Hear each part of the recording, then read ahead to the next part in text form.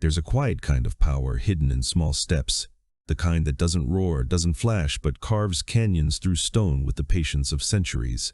Most people chase transformation like a summer storm, craving the thunderclap, the lightning split of instant glory. They want to wake up remade, muscles forged overnight, minds rewritten in a single epiphany. But the samurai saw deeper. They knew greatness is whispered, not shouted. It's built in the hush between heartbeats, one deliberate stroke at a time. Kaizen isn't about doing more, it's about doing consistently. It's rising before the world stirs and improving 1%, not because it feels heroic, but because it compounds into something unbreakable. Picture a blade on a whetstone. You don't forge a katana in one furious strike. You grind it, patiently, stroke by invisible stroke, until moonlight itself slides off the edge. The same law governs your life. Reading 10 pages a day feels laughably small until you multiply it across a year. That's 3,650 pages, 10 full books, a private library of ideas that quietly rewires your soul. If you've ever felt stuck, frozen in the mud of your own routines, try this. Pick one tiny habit. Journal for 5 minutes before the world invades your bed. Clear your desk before the first email pings. It's not the size of the act, it's the direction it points. I once knew a man who wanted to burn his old life to the ground. He quit his job, launched a business, bought a treadmill, and swore he'd meditate an hour daily. 2 weeks later, he was ash-burned out, bankrupt in spirit, staring at a treadmill that mocked him from the corner. I told him about Kaizen. He laughed until he tried it. 6 months later, he sent me a photo, a sunrise run, a thriving side hustle, a journal thick with ink. Same man, different path. Slow progress isn't weakness, it's strategy. And once you taste it, you stop rushing because you realize the next breath isn't about speed, it's about presence. The mind is a restless ghost. It haunts yesterday's graves, digs up bones of regret, then races ahead to bury you in tomorrow's disasters. It steals the only moment that ever exists, this one. The samurai named this trap and forged its antidote, mushi no mind. Not a void, not a forced emptiness, but a flowing clarity, a river that carries thought without drowning in it. Imagine stepping into battle with no echo of fear, no whisper of doubt, just instinct, sharp as drawn steel. That's mushin. Turning mental static into a blade of focus. It's not mystical, it's muscle. Start with 5 minutes in the chaos of your day. Close your eyes. Feel the breath rise like dawn over mountains, fall like dusk into valleys. That simple anchor trains the mind to return when it drifts into what-ifs and why-nots. Silence the notifications. Draw a boundary around your attention like a castle moat. Over weeks, these rituals weave a new nervous system, one that flows instead of fractures. I remember my desk at 2 a.m., deadlines circling like vultures. Emails screamed, my pulse hammered. I paused, 1 breath, 2. The storm inside didn't vanish, it settled. Tasks that loomed like mountains became stepping stones. The same work, different mind. This is mushin alive, not escaping problems but meeting them with the calm of a swordsman who trusts the arc of his blade. And when that inner lake stills, the next fortress rises naturally, Fudoshin, the immovable mind. Life loves to throw curveballs, arrows loosed from the dark when your guard is down. Most people react like leaves in a typhoon, tossed, torn, powerless.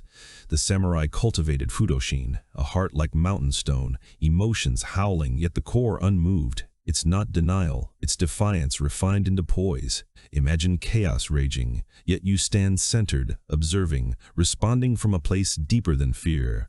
That's the armor no blade can pierce. Start small, always. Each evening, spill your heart onto paper. What tangled you today? What's yours to hold? What's yours to release? Pair it with gratitude.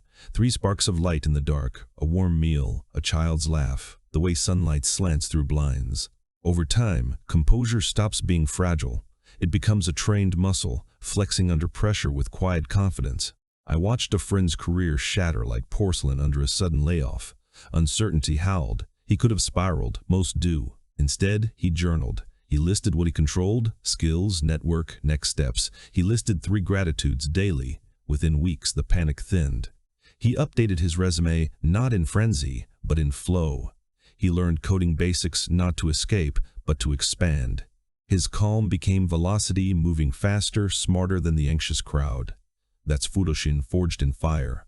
And as the smoke clears, the mind hungers for the next layer, strategic readiness. Because resilience without foresight is a seed scattered on stone. Fudoshin's mountain does not merely endure the storm, it learns the storm's rhythms, reads the wind before it howls, and plants its roots where lightning is least likely to strike.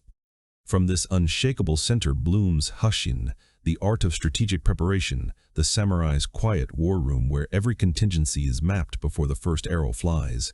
It is not paranoia, it is reverence for the unpredictable. Life is a battlefield that changes shape at dusk, and Hashin arms you with foresight sharp enough to cut through fog. Every Sunday evening, carve out 30 minutes, no more, no less, and become your own general. Light a single candle if ritual steadies you. Ask 3 questions. What battles might dawn this week? What weaknesses could be exploited? What single move would turn defeat into advantage? Write the answers raw. Then script responses, a difficult conversation rehearsed aloud until the words feel like muscle memory. A project timeline sketched with fallback dates, a budget that breathes room for the unexpected. These are not chains, they are wings. I once sat with a friend the night before the pitch that could crown or crush his young company. Investors waited like tigers behind silk curtains. We spread index cards across the table, every possible objection, every curveball question, every silence that could swallow confidence. We answered them all in advance, voice steady, eyes locked. When the real moment came, a venture capitalist leaned forward and asked the one question we'd buried deepest. What if your lead developer quits tomorrow? My friend smiled, slid a contingency folder across the table, and watched doubt dissolve into handshakes. That was Hashin in motion, chaos anticipated, opportunity seized, composure absolute. Preparation is not prediction.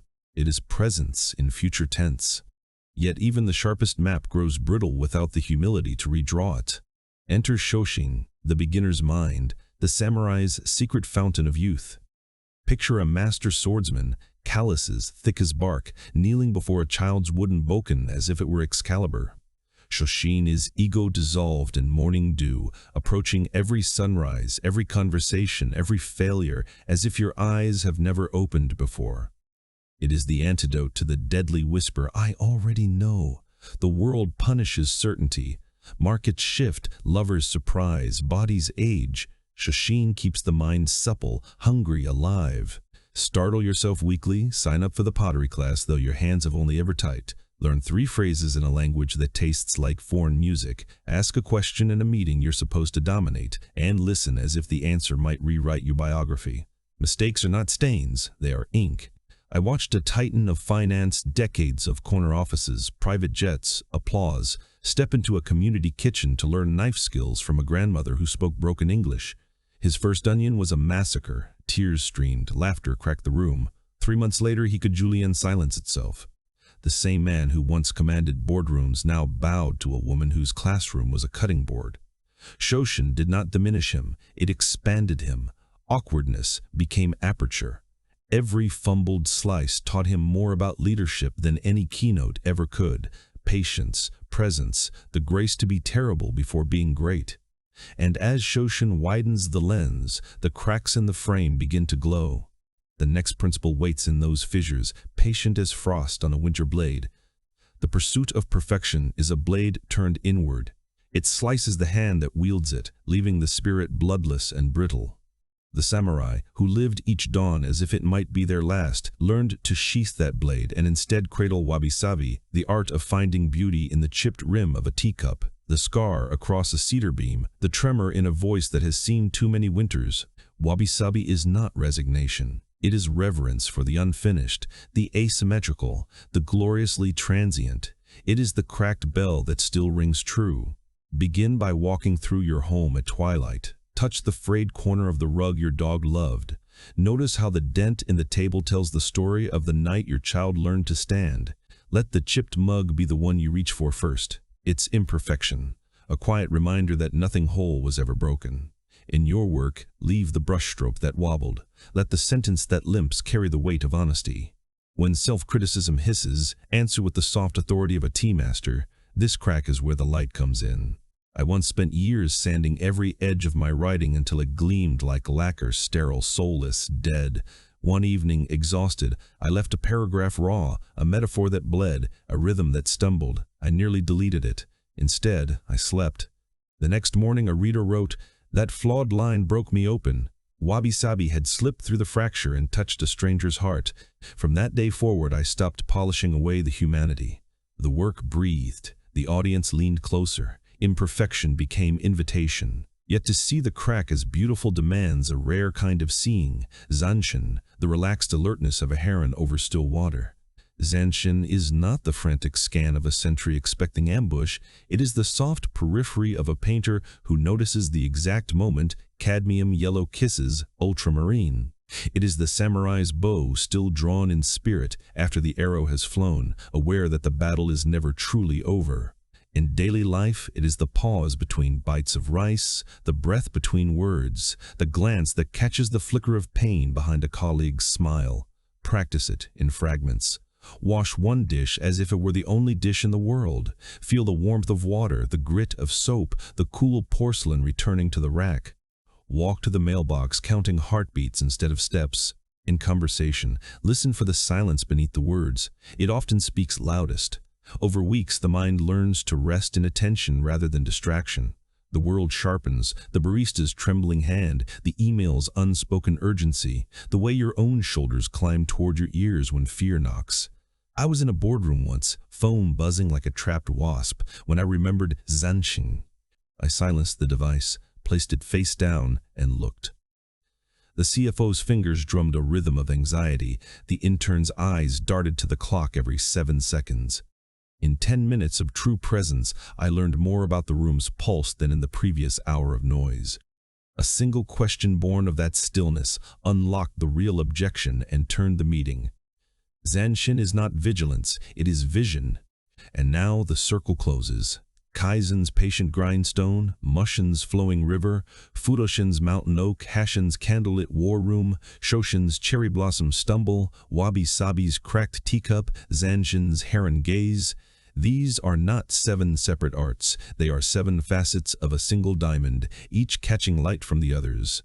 Improve 1% and presence deepens and resilience roots and preparation sharpens and curiosity awakens and imperfection glows and awareness widens and awareness widens and the next 1% appears effortless. Stand quietly, feel the small habits humming in your veins like ancestral blood.